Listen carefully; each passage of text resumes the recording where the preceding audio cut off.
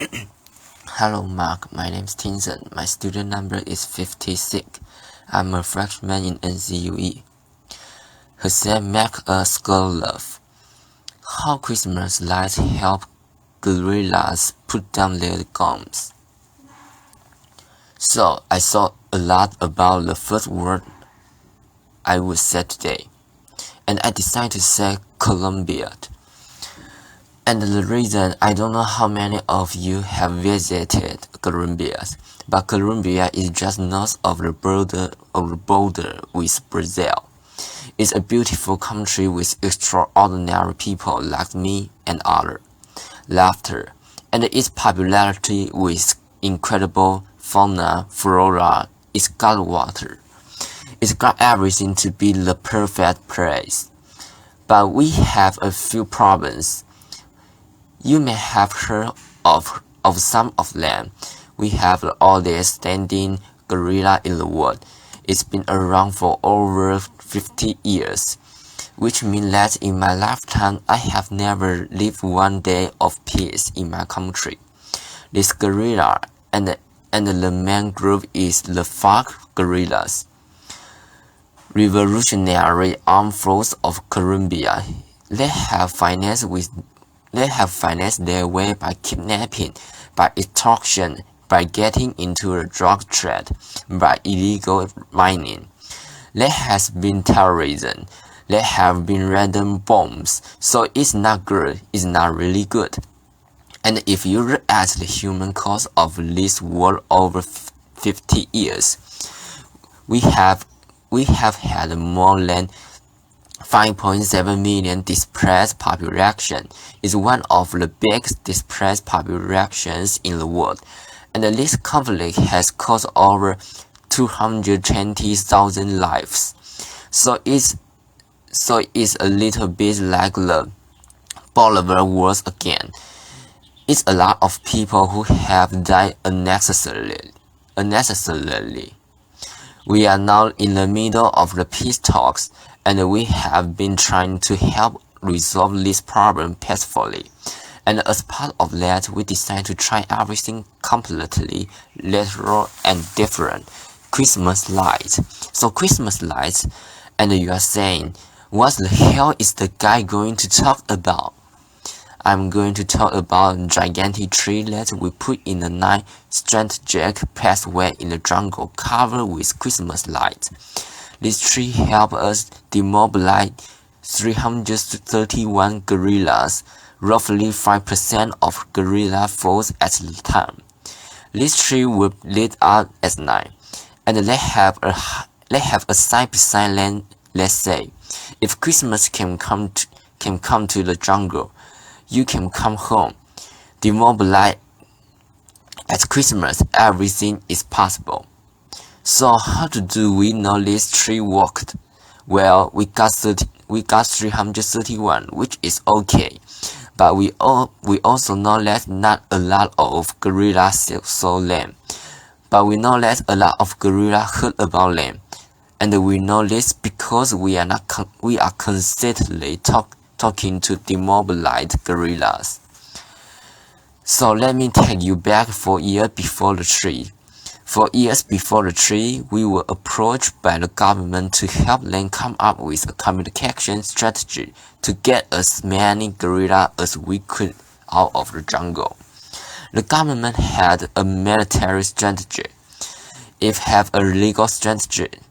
It had a political strategy, but it said we don't really have a communication strategy, and it probably would be a good thing to have. So we decided to immediately jump into this because it's an opportunity to affect the outcome of the conflict with the thing that we do, with the tool that we have. But we don't know much about it. We don't understand in Colombia. If you live in the city, you are very far away from where the war is actually happening, so you don't really understand it. And we asked the government to give us access to as many demobilized guerrillas as possible.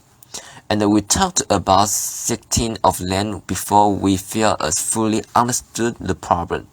They told us why they have joined the guerrilla, why they left the guerrillas, what their dream were, what their frustration were, and from those conversations come the underlying insight that has got this whole campaign, which is that guerrillas are as much prisoners of their organization as the people they hold hostage.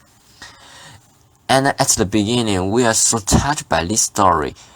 We were so amazed by these stories that we saw that maybe the best way to talk to the guerrilla world was to have them talk to themselves.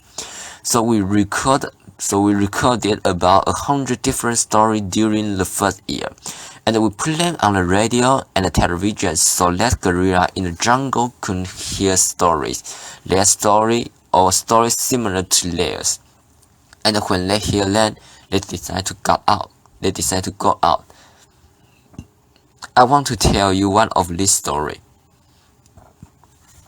This person you see here is Germany Anderlecht. Germany Anderlecht is 25 when they took that picture.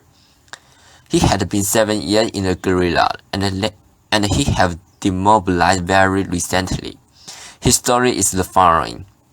He was recruited when he was 17, and same time later in his squadron. If you will, less beautiful girls were recruited and they fell in love.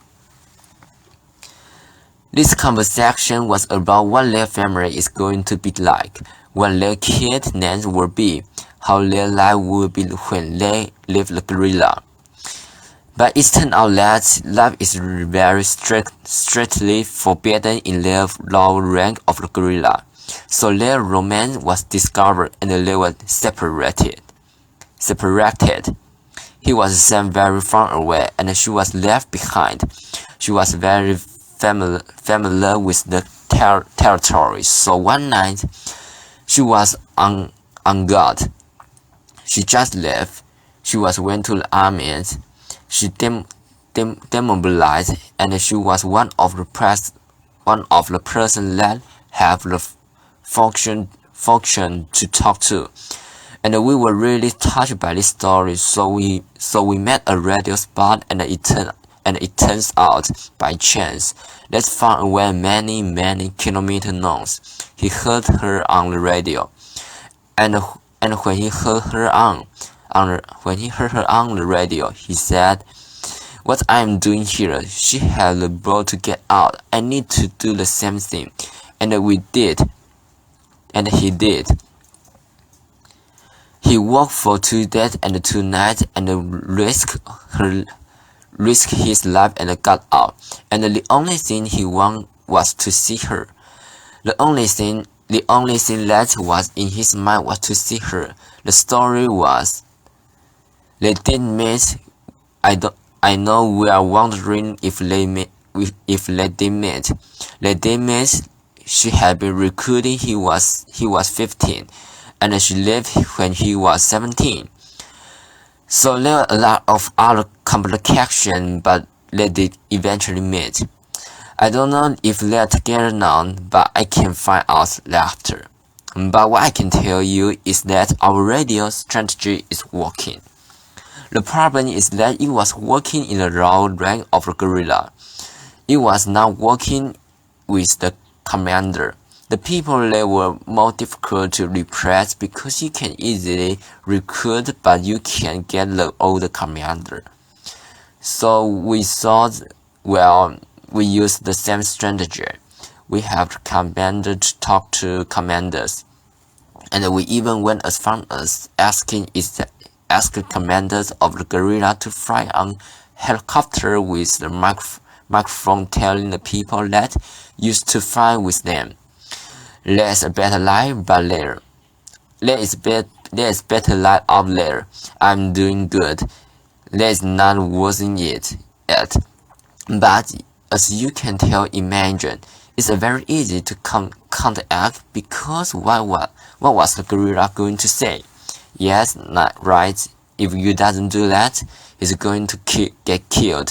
So it was easy. So we were suddenly left with nothing, because the gorilla was spreading the word. Let all of those things are done because don't do it. You are in danger. And some brilliant person in our team came back and said, "You know what I noticed?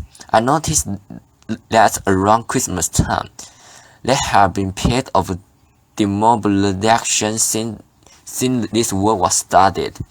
And that was incredible, because that led us to think that we need to talk to the human being and not to the soldier. We need to step away from talking from the government to army, from army to army. And we need to talk about universal value. And we need to talk about humanity." And that was when the Christmas tree happened. This picture that I have here, you see this is the planting of the Christmas tree. And that man you see there with the tree star is Captain Miguel. Captain Medellez was the first high-ranking official to give us the helicopter and the support we need to put this Christmas tree up. And he said in a meeting something that I will never forget. He said, "I want to do this because being generous make me stronger, make my men feel stronger." And I got very emotional when I was remember him, because he was killed later in combat, and we really miss him. But I want you all to see him, because he was really important. I gave us all the support to put out the first Christmas tree. What happened later is that the gorilla who came out during the Christmas tree operation and all of that said, "This is really good. Christmas tree are really cool, but you know that we really don't work anymore. We use rivers.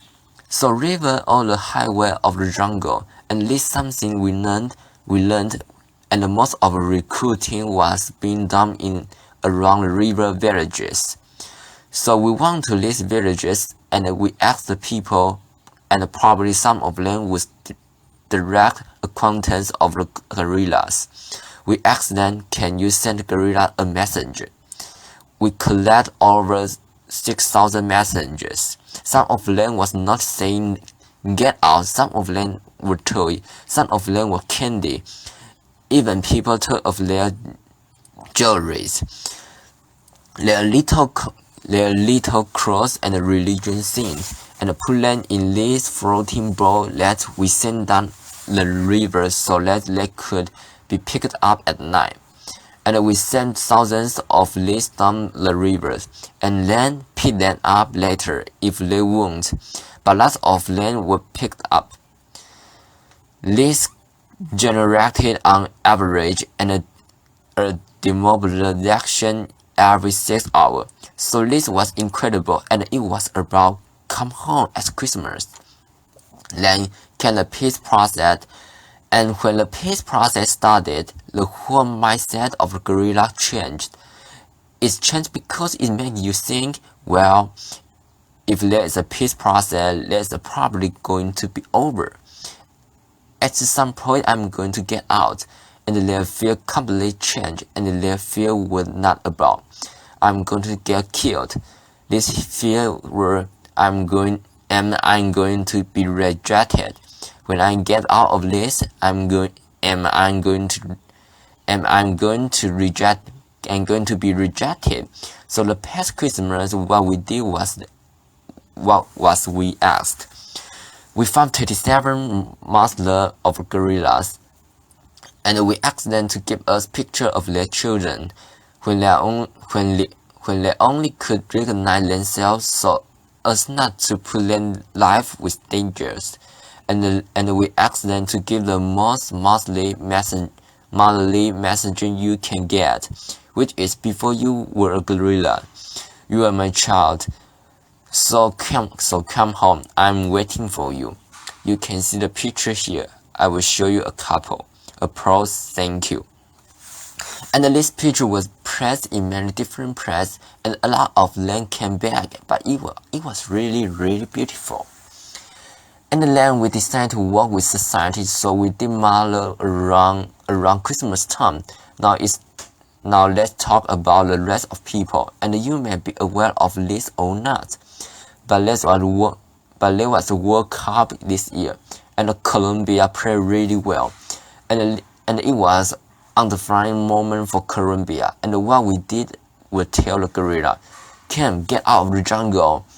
We're saving a place for you." So this was television. This was all different type of media saying, "We are saving a place for you." The soldier here in the commercial say, "I'm saving a place for you right here in the helicopter so that you can get out of the jungle and go enjoy the World Cup." It's football. Radio announcer, everybody was saving a place for the gorilla. So since we started to walk a little over 9 years ago, 70,000 gorillas have demobilized. I do not approve. Thank you. I don't want to say in any way that it only have to do with what we do, but what I do know is that our work and the work that we do may have helped a lot of land start thinking about demolition, and it may have helped a lot of land take their final decision. If that is true, advertising is still one of the most powerful tools of change that we have available. And I speak not only my behalf, but on behalf of all the college I see here. We work in advertising, and all of the team that has worked with me to do this. That if you want to change the world, or if you want to achieve peace, please call us. I love to help. Thank you, approach.